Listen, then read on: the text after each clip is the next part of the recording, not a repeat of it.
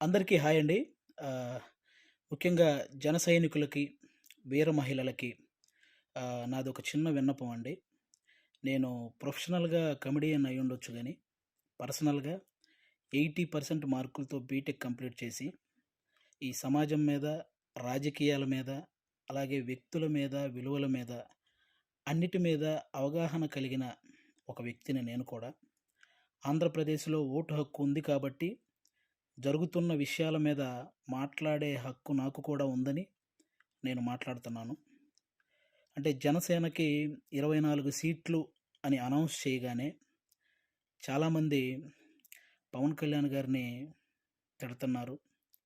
కొంతమంది అలుగుతున్నారు. కొంతమంది అసంతృప్తి చెందుతున్నారు. ఇంకొంతమందయితే మోసిన జెండానే కిందేసి కాలుస్తున్నారు. ఇంకొంతమందయితే వేసిన స్టిక్కర్స్‌ను లాగేసి పీకేస్తున్నారు.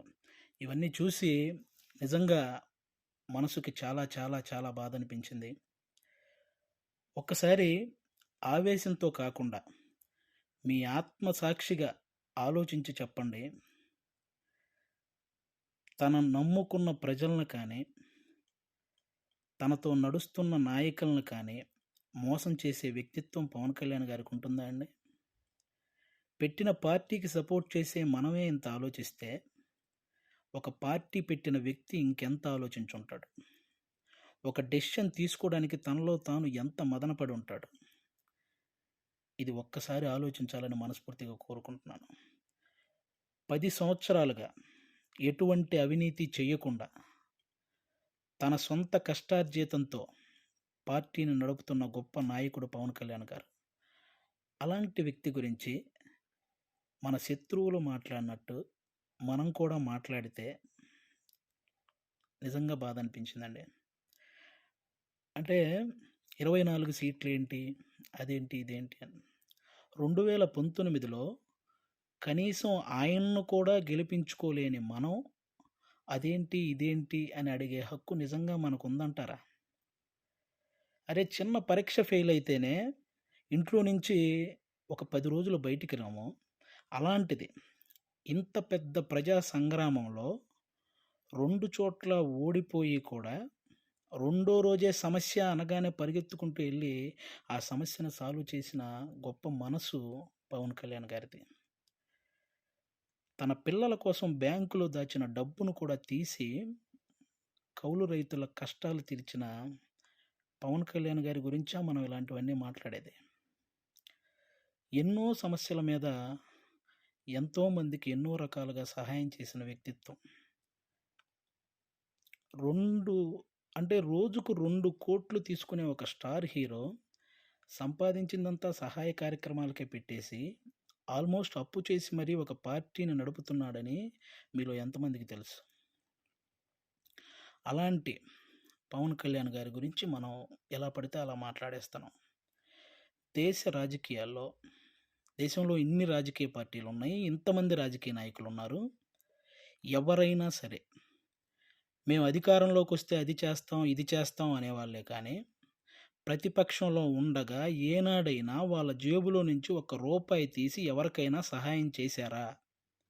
అలా సహాయం చేసిన ఏకైక రాజకీయ నాయకుడు పవన్ కళ్యాణ్ గారు. అలాంటి వ్యక్తిని పట్టుకొని మనం కులాన్ని తాకట్టు పెట్టాడు, పార్టీని తాకట్టు పెట్టాడు, ప్యాకేజ్ తీసుకున్నాడు అని చాలా ఈజీగా అనేస్తున్నాం. అమ్మలాంటి కులాన్ని, పార్టీని తాకట్టు పెట్టే వ్యక్తే పవన్ కళ్యాణ్ గారు. డబ్బుకు అమ్ముడుపోతాడా? ప్రతిపక్షంలో ఉన్న టీడీపీ కంటే అధికార పక్షంలో ఉన్న వైసీపీ దగ్గరే ఎక్కువ డబ్బుంటది గదా! మరి అమ్ముడుపోయే వ్యక్తి అయితే వాళ్ళే కొనుక్కోవచ్చు గదా! ఎందుకండి ఈ మాటలు?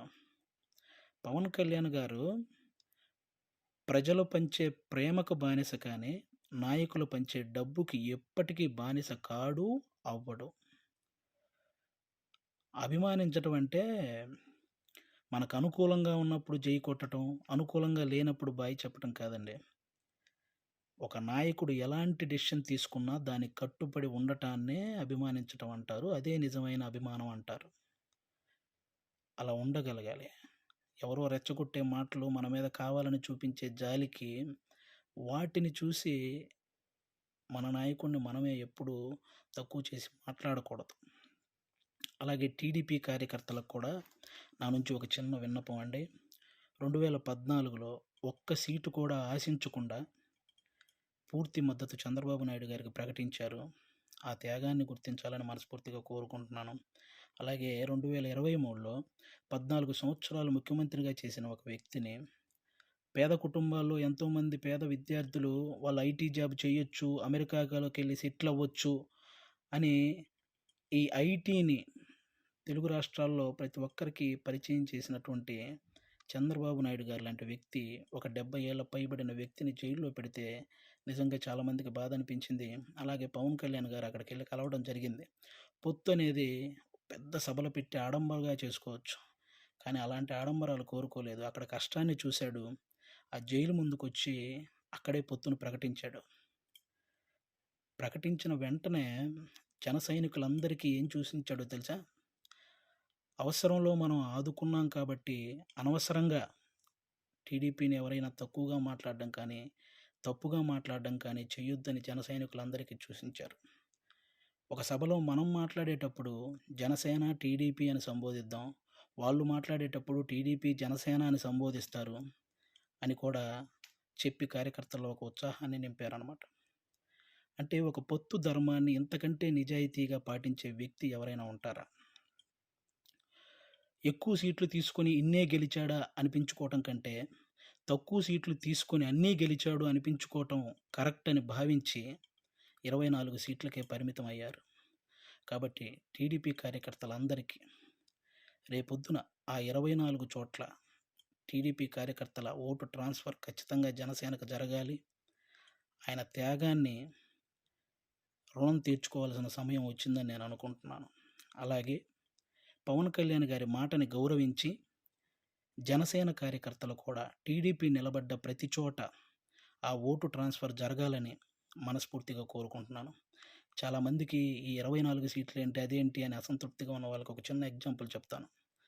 మహేంద్ర సింగ్ ధోని క్రికెటర్ మీ అందరికీ తెలుసు. ఆయన వచ్చిన కొత్తలో స్టార్టింగ్‌లో డకౌట్ అయ్యాడు. ఆ తర్వాత మంచి మంచి షాట్లు కొట్టి ఒక 24 పరుగులు చేశాడు. ఇతనిలో గేమ్ ఉంది అని అందరికీ తెలిసేలా చేశాడు. ఆ తర్వాత గేమ్ చేంజర్ అయ్యాడు. ఆ తర్వాత గేమ్ విన్నర్ అయ్యాడు. ఫైనల్‌గా క్రికెట్‌నే శాసించాడు. మన నాయకుడు కూడా అంతే. స్టార్టింగ్‌లో 2 చోట్ల ఓడిపోయి ఉండొచ్చు.